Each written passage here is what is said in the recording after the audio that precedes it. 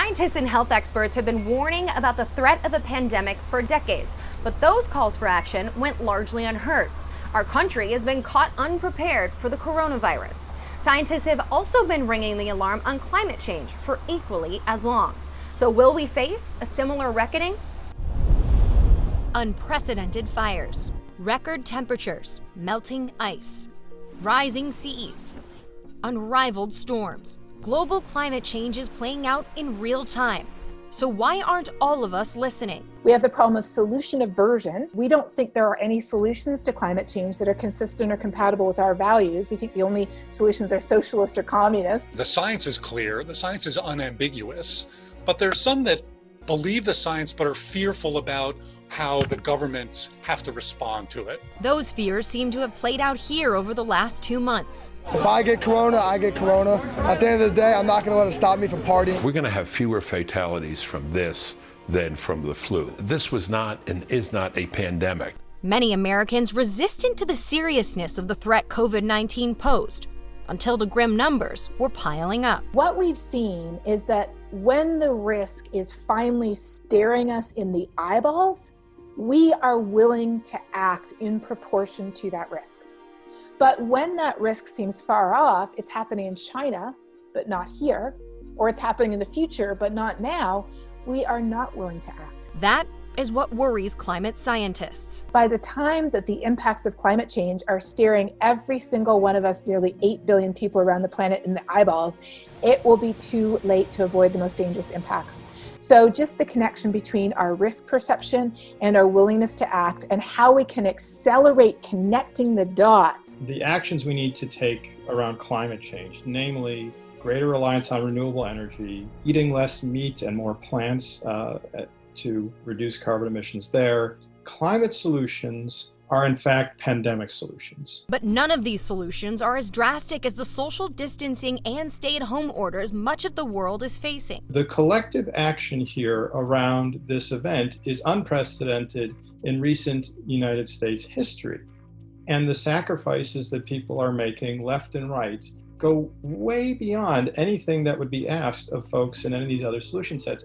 Like the coronavirus pandemic, so much resistance revolves around cost. We're not going to let the cure be worse than the problem. There are more important things than living. Many are anxious to choose restarting the economy over prioritizing safety. The same argument engulfs climate change. One of the most common myths we hear about climate change is, oh, well, it's going to destroy the economy if we actually try to fix it. It's estimated that I think about 90 corporations are responsible for something like 70% of carbon emissions since the dawn of the industrial era. And those few are the richest corporations in the world. The majority of them made their money off digging up, processing, selling, or making things that burn fossil fuels. And when comparing the impacts avoided by meeting the Paris targets in the US with the cost of actually achieving the Paris emission reductions required by the US, we see that we would break even over between 5 to 20 years. We spend about just over $3 trillion every year in the United States on healthcare. Think about the money we could save simply by reducing air pollution, people eating healthier diets, and the money, the potentially $1 trillion or more, we would have at our disposal to now invest in all the things that we really need to do, and frankly, preventing climate change. Over 70% of new electricity installed around the world comes from clean energy sources.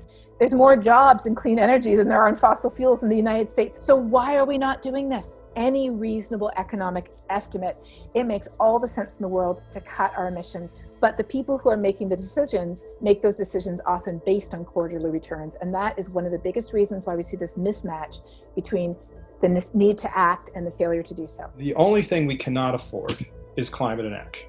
Tackling big issues means having important and sometimes tough conversations.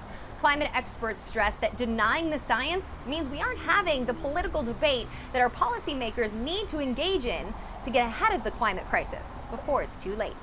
Angie Lassman, NBC6 News.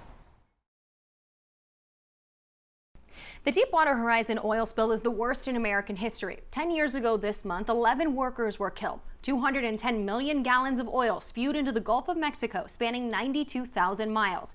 BP was fined billions, but they also committed to funding 10 years of research, much of it at the University of Miami. We were contacted because we have the ability here to work on open water fish, and we have experience with toxicology. Led by Dr. Martin Grossell, the Rosenstiel School at UM has been leading the way on oil spill research. The spill started in 2010. We started working on it late 2010, October, and we've worked on it ever since to address some of these more, perhaps deeper questions about what happens to these marine organisms when they're exposed to oil. While most other studies focused on coastal species, Grossell's research consortium called Recover focused mainly on fish in the open ocean, specifically mahi-mahi. We started working with the mahi-mahi, brought them into captivity, and essentially developed them as a model organism for assessing the impacts of Deepwater Horizon oil spill. Mahi have a very short lifespan. It's sort of life in the fast lane. They live 1 to 2 years in the wild. The Recover team catches mahi off the Florida shore and breeds them in their aquaculture tanks on Virginia Key. We then utilize those in all different tests and studies looking at the adverse effects of crude oil on this pelagic species. Mahi of all ages are then introduced to oil, the effects studied carefully, under the microscope, and even on a mahi treadmill. What are some things that you've learned since starting this? We've done studies with them in swim chamber resperometers, and we see that at very low concentrations, we do see decreases in their performance. We've learned that, aside from the fact that they have very high growth rates, that they are very, very sensitive to stresses in the environment, including oil. So if the embryos are exposed to oil, they will grow up with reduced heart function. Their heart is just not functioning as well. We showed that, for example, meant that they did not swim as well, which of course in the wild could be a problem. They will be less able to see. They're not entirely blind, but they have poor vision, and their sense of smell can also be impacted. And one of the things we've learned about mahi, which is just mind-blowing in my opinion, is the embryos are sensitive to UV light. So these embryos, this is before organs are formed, are able to, one, detect UV light, and two, change their position in the water column to avoid the damage caused by exposure to UV light. So what we've learned on mahi in the northern Gulf of Mexico probably applies to most, if not all, pelagic fishes across the world, which is a pretty big deal. Tag number 714. The Recover team has also tagged mahi in the wild, studying their spawning and migration patterns in the Gulf and in the Atlantic. The dart goes into the dorsal musculature of the fish, and then the tag kind of just like swims alongside. So these tags are one of the tools that we have to learn more about what habitats they use and how they migrate in the wild. Going in the oil tank, and then when the tag pops up, that's when we get all the data back. That's when we get to find out where the fish has migrated, what temperatures and depths it's been at, and then where we think they may have been spawning. So they can move 100 kilometers a day, which is really cool. They can go down as deep as 250 meters. They're like the athletes of the sea. The Recover team believes understanding oil toxicity to mahi and other marine life is critical to science's response to future disasters. If we don't understand how the animals respond to change in the environment, it's very hard for us to make predictions about what's going to happen to stocks in the future, for example. Millions and millions of dollars have been poured into research, and we have a much greater understanding of the Gulf of Mexico ecosystem as a result of this spill. We are now better prepared to understanding what's going to happen in the next oil spill. And I want to make the point here that it's not a question about whether we're going to have another oil spill or not. It's a matter of where and when that's going to happen. It will happen. When that happens, we're prepared. We know a lot more than we did going into the Deepwater Horizon oil spill. That preparation may be even more necessary. Currently, the Trump administration is proposing a major expansion of oil drilling in the Gulf and in the Atlantic, while rolling back safety regulations in place due to the Deepwater Horizon explosion. Angie Lastman, NBC6 News.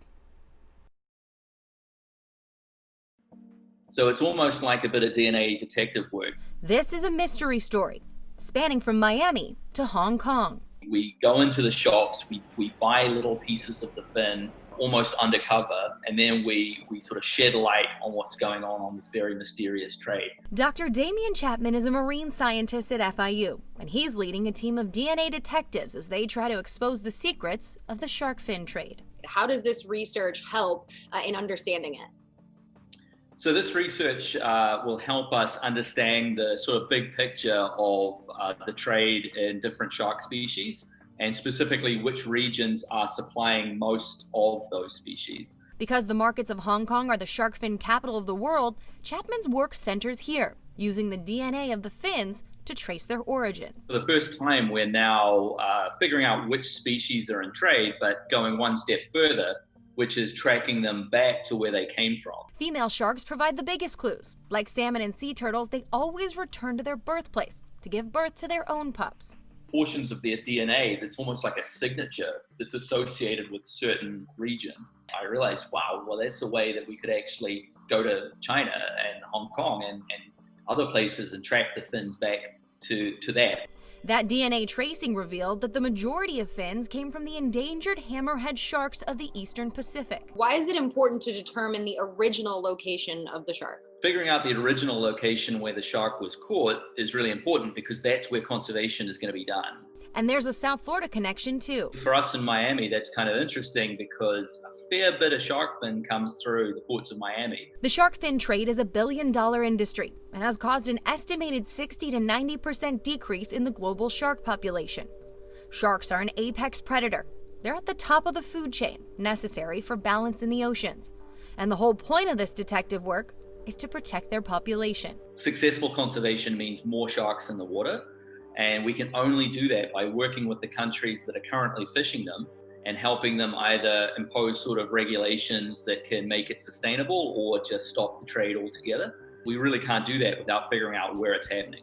With many of the local fishermen in these countries depending on shark fin or meat sales for income, changes can be difficult and economically devastating. In many cases, it's not sustainable, so they can make money now, but in the future they won't. We have to work with them on sort of alternative livelihoods for them and to sort of better their economic situation for their children so that shark fishing would not really be what they're relying on in the future.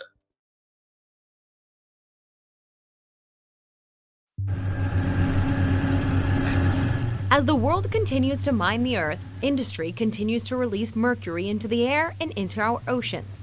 Once it gets to the ocean, there's little bacteria that methylate that mercury and convert it to methylmercury. That's the organic and toxic form of the chemical that's eaten by the smallest marine life. Mercury is an element that accumulates through the food chain, so the larger and the higher up an animal is on the food chain, the more likely it is to have more mercury. That buildup is called biomagnification, and sharks are on the top of the ocean's food chain. Shark meat and shark fins are in high demand. Nearly 100 million sharks are killed each year, often just for their fins. Shark fin soup is a delicacy in many parts of Asia, and the most lucrative market is in Hong Kong. We know that at least 80 countries export fins to Hong Kong, and there are very big volumes of fins being moved every day. FIU's shark researchers had been collecting fins from the Hong Kong markets for years. And they go to the retail markets in the dried seafood district, and they collect what's called fin trimmings. Originally collected for genetic analysis, they also ended up supplying 260 samples for the mercury testing. The legal limit of mercury set by Hong Kong is 0.5 parts per million. FIU's research shows levels in some sharks as high as 100 times that. Those are concentrations that the Food and Drug Administration considers extremely dangerous.